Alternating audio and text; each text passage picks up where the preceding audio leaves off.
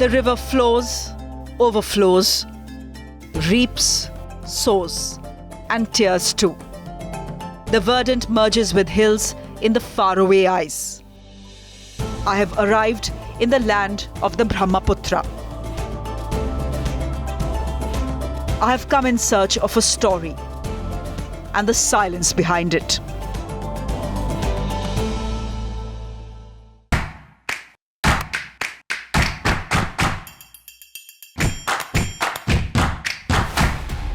Beyond the Book.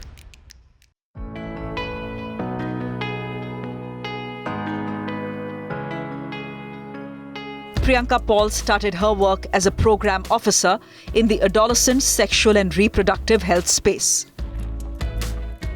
During my course of work, I got to meet a lot of girls. And while talking to them, I realized what the calling is. I could relate to their experiences and my experiences. My first period experience was dreadful. Though it is celebrated in Assam, but still the stigma is existent. I have started archiving the first period rituals among the 8 tribes of Assam and converting them also to a podcast series so that it can be made available to everyone who wants to get the information. We celebrate menstruation in Assam, but I want it to be celebrated in true sense. And here starts my journey.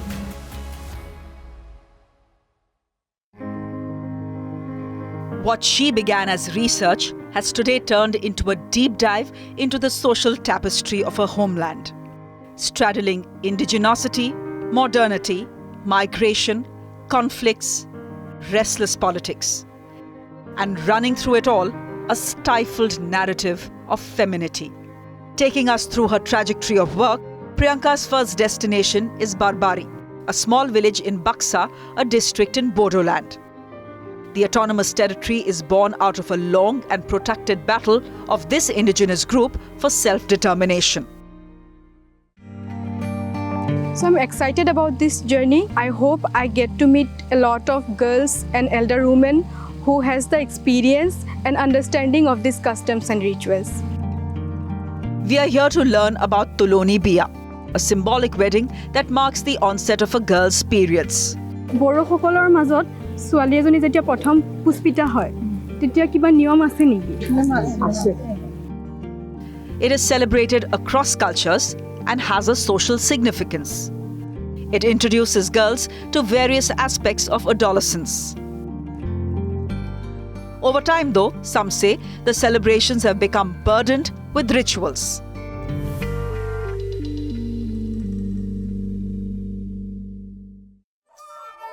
Today, however, Priyanka has been invited to attend a traditional Tuloni Biya in this neighborhood. दा जोंनिया खायसे बर' सुबुंफोरनि गेजेराव नियम नीति दङ जेब्लानिकि बै गिबि आसार जाजेनो हिनजावसाया बेखौ जोङो जानाय दिननिफ्राय मोनसे रुमाव दोनो इयाव रावखौबो हाबला हुबला खालामनो होआ आरो जानाय मुवा जानो होआ फिथाइ सामथाइ जाहोनाय जायो ओमफ्राय जि दिनालागै गिबि आसार जाजेननाय हिनजावसानि थै गनाय हामा बै दिनालागै जोङो थुखैनाय जाया आरो हामनाय जितिया हामो अब्ला जोङो दिन तारिख लानानै थुखैनाय जायो आरो जोंनि बाथौ धोरोमनि नियम नीति आसारजों जोङो थुखैनाय जायो गिबि आसार जाजेननाय हिनजावसाखौ गिबि आसार जानायनि थाखाय न'खौ थास्रांना लायो. The women collect and purify water. A place is chosen for the ablution ceremony, and the girl is bathed by her maternal aunt. Then she is bedecked with clothes and jewelry, and the family offers prayers so that she develops a strong and good character. In the end, the families that are well off organize a feast for the entire community. आं गिबि जानायाव एसे गिनाय मोनदोंमोन ओमफ्राय आंनि आइनो खिन्थादोंमोन. The shy young girl at the center of this beautiful ceremony is a bit disoriented. आं बे समाव गिदोंमोनबो आरो लाजिदोंमोनबो मानोना बे समाव गोबां मानसिफोर दंमोन. जोंनियाव दा थाखो 9 नि बिजाबाव बेनि बागै सावरायनाय गैया नाथाय क्लास 10 नि बिजाबाव दङ. जों गिबि आसार जाबाबो गावबा गावनि लोगोफोरजों मोजाङै रायज्लायो. Her father, Sonla Ram Lahiri, is a science teacher. जोंनि जि थाखोनि साइन्सनि बिजाबाव फोलेर फेहेरनाय बे चेप्टाराव मेनस्ट्रुएशन अर्थात जितु ऋतुस्राब बेनि बागै मोनसे चेप्टार दङ बेखौ जोंनि थाखोआव खोब माने गुवारै सावरायनाय जाया मानो होनोब्ला बे चेप्टारखौ सावरायनो लायोब्ला फरायसा फरायसुलिफोरनि गेजेराव खायसे लाजिनाय एसे बेबायदि आखुथिखौ दिन्थियो बे चेप्टारखौ आं गोनांथि होनना सानो बे चेप्टारनि सायाव आइजोफोरनि जि मासिक जानाय बेनि सायाव फरायसुलिफोरा रोखा गियान थानाया मोजां आरो बेजों लोगोसेनो जोनोम होबथानाय बार्थ कन्ट्रल बिनि सायाव যেতিয়া ভাস হোৱাতে মই মাৰ পৰা শুনিছিলোঁ মাহিকীয়াৰ কথা মই স্কুলত পঢ়া নাছিলোঁ স্কুলত লগৰ কেইটাৰ লগত তুলনি বিয়াৰ কথা পাতোঁ আগতে ভয় লাগিছিলে এতিয়া নালাগে প্ৰথম তুলনি হোৱাতে মই অলপ ভয় লাগিছিল আৰু বিয়াত হোৱাতে মই অলপমান ভাল পাইছিলোঁ আৰু মই এতিয়া তুলনি হোৱাৰ কাৰণে অলপ জানিছিলোঁ फरायसुलिफोरा बैसोनि लोगो लोगो बा 11-12 बैसोआव जे बेबायदि माने दानारि जे आसार जायो बा मांखोआरि ऋतुस्राब जायो बे बाथ्राखौ जुदि मिथिखायोब्ला होमब्लाना बिसोर हयथ' आंहा नै दिनै बे मोनसे ऋतुस्राब जाबाय मासिक आसारा जाबाय In many communities, I have seen in menstrual rituals or in these customs, only the women take part. I felt like this community is more open. Here, I have seen like everyone was a part of it. In their culture, it was not that like marriage was happening, but it was a blessing ceremony. The girl has stepped into another phase of her life, and they are blessing her for her future. So that was a nice gesture or custom I have witnessed. Through the podcast, the information goes to people who are in need of it and they feel confident about menstruation, they don't feel ashamed about it, they are aware of menstrual health and they can take an informed decision. The conversations around menstruation are so marginalized. Traditions like Tuloni Biya, even though they hold in them some antiquated and unscientific rites, create an opportunity for a celebration of puberty, hence a scope for a broader conversation. Priyanka's podcast not only talks about demystifying the rituals, but also their significance according to the community. To intervene, first it's important to understand the people's perspective. Her podcast brings with it the narratives on the experiences of menstruators, their stories, especially stories of pain and isolation. When parents hear their daughters, these stories evoke empathy, which can be very impactful.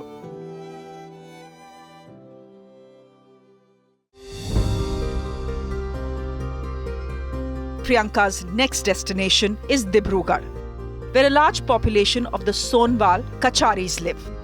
Here too, Tuloni Biya is widespread, but the whys and hows of menstruation are barely mentioned. মই 12 বছৰ থাকোতে মোৰ তুলনি বিয়া হৈছিলে মাহিকিয়া হয় বুলি গম পোৱা নাছিলো যেতিয়া লৈকে হৈছো তাৰ পাছতহে গম পাইছো তাৰ আগতে মোৰ ইয়াৰ হৈ কোনো ধাৰণা নাছিলে তে মাহতি এটো নহৰ কোনো মোক হকিয়নি দিয়া নাছিল সেইকাৰণে মই ইয়াৰ বিষয়ে কোনো গম পোৱা নাছিলো মই মাহিকিয়া বিষয়ে নাজানো মোৰ স্কুলতো এই বিষয়ে পঢ়ুৱা নাই মোৰ প্ৰথম শান্তি বিয়া 12 বছৰ মানত হৈছিল আৰু তেতিয়া মোৰ অলপকে জানো যদিও তথাপি ইমান সম্পূৰ্ণকে জনা নাছিলো হেবুৰ বিষয়টো আমাৰ স্কুলত পঢ়ুৱা নাছিলে আৰু তেনেকে মোৰ লগৰ কোনো হোৱা নাছিলে তুলনি বিয়াৰ এটো মই প্ৰথম হৈছিলো মোৰ বয়স আছিল 13 বছৰ মই কেতিয়াও গম পোৱা নাছিলো আৰু স্কুলতো শুনা নাছিলো পুনে শান্তি হোৱাতে ভন্তিক কৈছিলো তাৰ পিছত মাহঁতক কৈছিল মাহঁতে উচ্চৰ ছোৱালী মাটি চুকত ভৰাইছিল মোক চুকত ভৰাই দিওঁতে মই ভয় খাইছিলো তেতিয়া মই ভাবিছিলো কিয় চুকত ভৰাইছে বুলি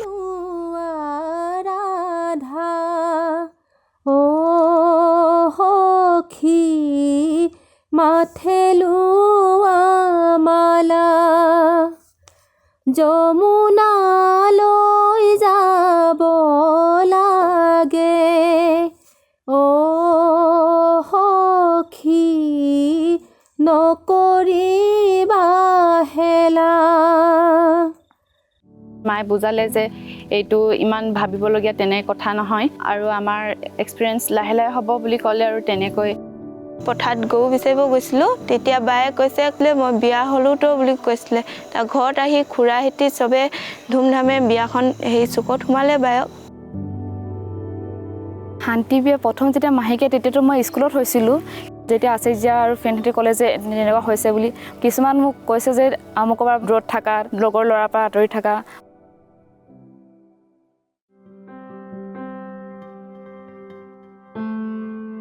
I started this project during the lockdown. I had to converse through phone. Now I am excited to witness all these rituals or to have a face-to-face interaction.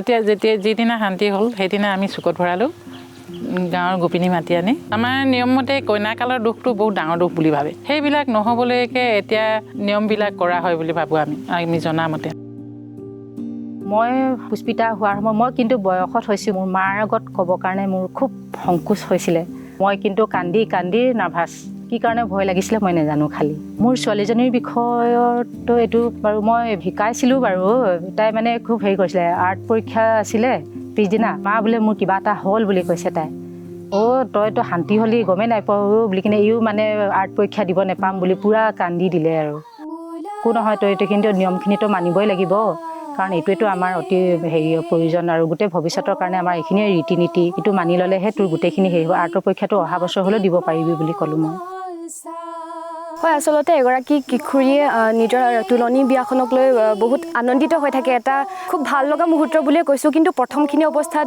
যিহেতু তেওঁলোকে সেই বিষয়ে একো জ্ঞাত নাথাকে গতিকে অকণমান অসুবিধাৰ সন্মুখীনো হয় তেওঁলোকে অকণমান লাজ ভয় কৰে অকণমান অসুবিধা হয় সমাজত মানি চলিবৰ কাৰণে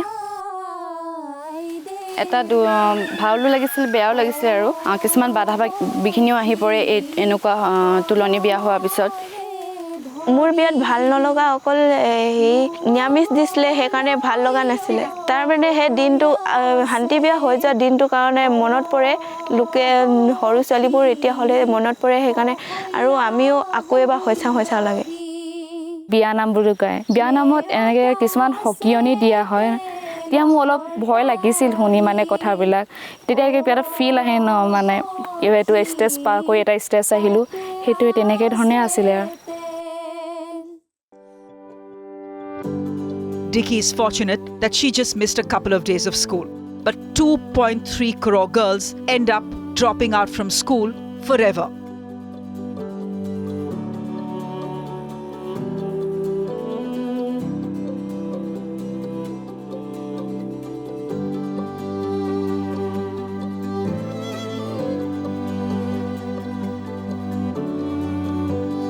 হয় আচলতে যেহেতু বিশেষকৈ গাঁৱৰ সমাজত মাক দেউতাকে বা মাকহঁতেও অকণমান সংকোচ বোধ কৰে যে কম বয়সত এইবোৰ কথা আচলতে ছোৱালীজনীক ক'ব নালাগে কিন্তু তেনেকুৱা নহয় গতিকে যেহেতু সকলো কথা কেতিয়াবা ছোৱালীজনীও মাকৰ লগত এইবোৰ শ্বেয়াৰ কৰিব নোৱাৰে কিন্তু মোবাইলটো আমাৰ হাতত ব্যক্তিগতভাৱে থাকে সেইটো আমি নিজে চাৰ্জ কৰি চাব পাৰোঁ নিশ্চয়কৈ এইটো সুবিধা হয় With the advent of technology, information is available.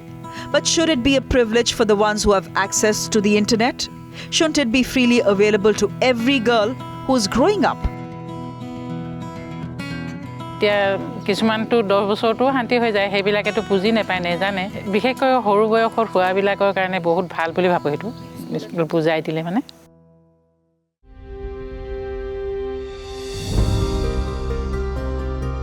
Priyanka now heads to where she belongs, Morigaon, to visit the Tivas community.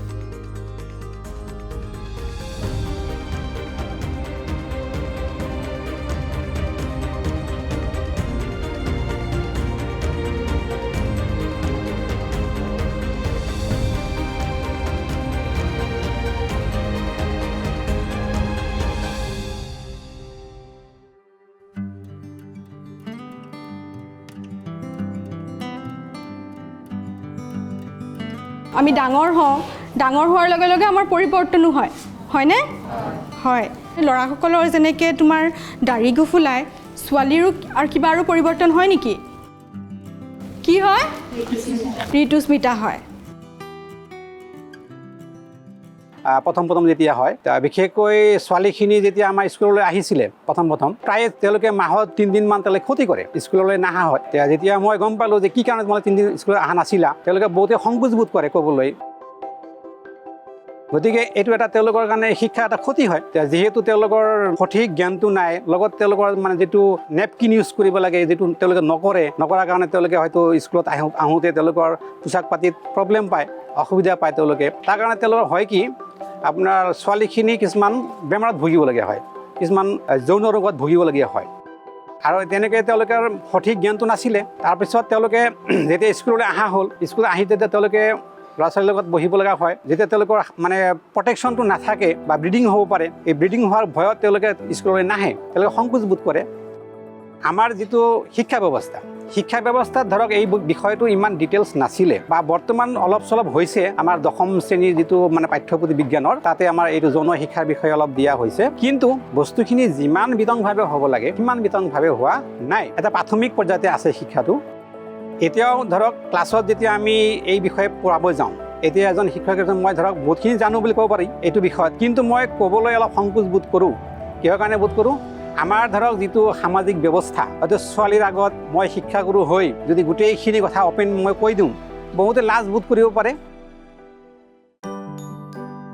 মোক বহুত ভয় লাগিছিলে তাৰপাছত মই ভয় লগাৰ কাৰণে মোক মাক ক'লোঁ মোৰ মায়ে কৈছিলে ঘৰত থাকিবা 4 দিনৰ দিনাখন তোমাক গা ধুৱাব তাৰপাছত এসপ্তাহৰ দিনাখন তোমাৰ বিয়াখন পাতিম এনেকুৱা কৈছিলে মোক বহুত বেয়া লাগিছিলে মই একো খাব পৰা নাছিলোঁ আৰু ফ্ৰুটছ খাই থাকিব দিছিলে সেইকাৰণে মোক বেয়া লাগিছিলে এসপ্তাহৰ দিনাখন মোৰ বিয়া দিনাখন মোক যেতিয়া ওলাব দিছিলে মোক বহুত ভাল লাগিছিলে তেতিয়া মই ঘৰৰ বাহিৰত ওলাব পাইছিলোঁ সেইটো কাৰণে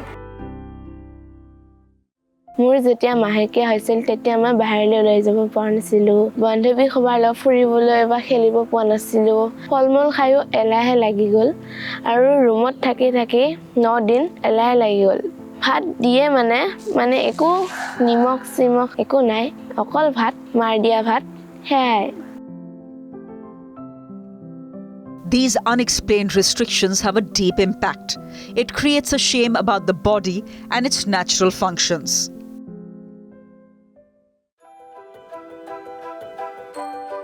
যিকেইদিন আমাৰ মানে ছোৱালীসকলে ঋতুচাপত ভোগে সেইকেইদিন তেওঁৰ ফিজিকেল যিটো ক্লিনলিনেছ পৰিষ্কাৰ পৰিচ্ছন্নতা বিশেষ এটা গুৰুত্ব দিব লাগে অৱশ্যে আমাৰ সামাজিক কথাত এইবিলাক আছে কিন্তু সেইবুলি তেওঁ অপৰিষ্কাৰ হৈ থাকি তেওঁ যদি ভাল কাপোৰ ব্যৱহাৰ কৰা নাই নেপকিন ইউজ কৰা নাই তেতিয়াহ'লে নহ'ব কিন্তু তেওঁ যদি ভালদৰে গা পা ধুই নেপকিন ইউজ কৰি সকলোৰ লগত যাব পাৰে সকলোৰ লগত বহিব পাৰে প্ৰব্লেমটো নাই এইটোতো কোনো ইনফেকচিয়াছ ডিজিজ নহয়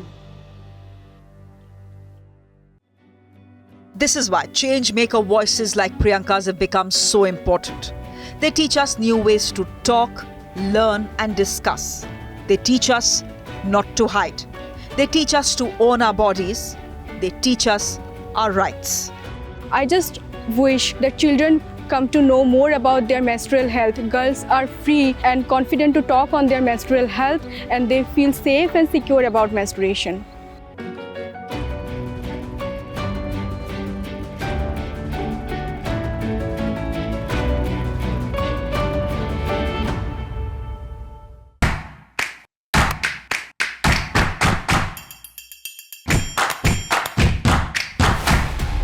Beyond the book.